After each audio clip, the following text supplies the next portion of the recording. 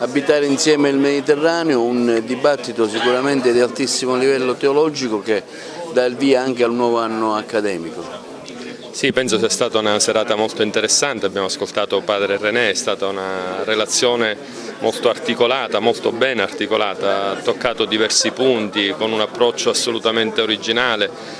Penso sia valsa la pena ascoltarlo. Io ringrazio TVA per la registrazione integrale, anche per la possibilità che avremo in seguito di ascoltare, eventualmente anche di creare un confronto in uno studio televisivo per poter affrontare un po' meglio questi argomenti. Ecco, il tema della fraternità, della fratellanza, l'accenno nel dire siamo tutti mediterranei, siamo tutti migranti, mi pare che abbiamo ricevuto degli stimoli molto interessanti, almeno la mia personale impressione, quindi come dicevo poco fa in chiusura, spero che da qui parta una riflessione che interessi tutti e davvero possa costituire una base di partenza per una modalità diversa di vedere il fenomeno migratorio, ma in maniera più ampia di vedere il Mediterraneo.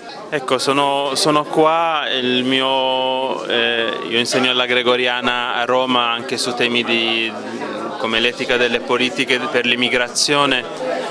Mi appassiona questo tema, certamente sul tema delle migrazioni si dicono tante cose e la prospettiva mia è che bisogna vedere il fenomeno dal contesto del Mediterraneo, riconoscere la nostra mediterraneità.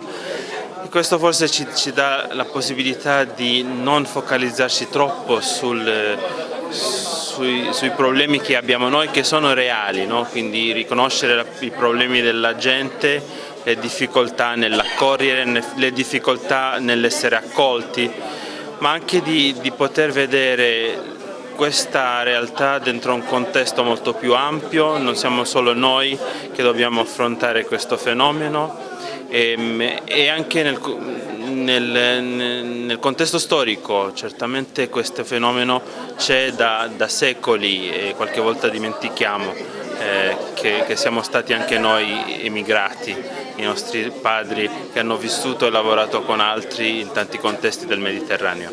Sì, è stato un momento interessante perché l'argomento è anche interessante e l'argomento non è un fatto di cronaca soltanto parlare di immigrazione, i giornali raccontano storie, danno numeri, ma qua c'è di mezzo un modo di vivere, un futuro da costruire, degli incontri da fare e quindi il migrante deve essere visto come qualcuno che viene a portarmi qualcosa per il mio futuro, tenendo conto che anch'io sono per lui qualcuno che ha qualcosa da dargli per costruire il futuro.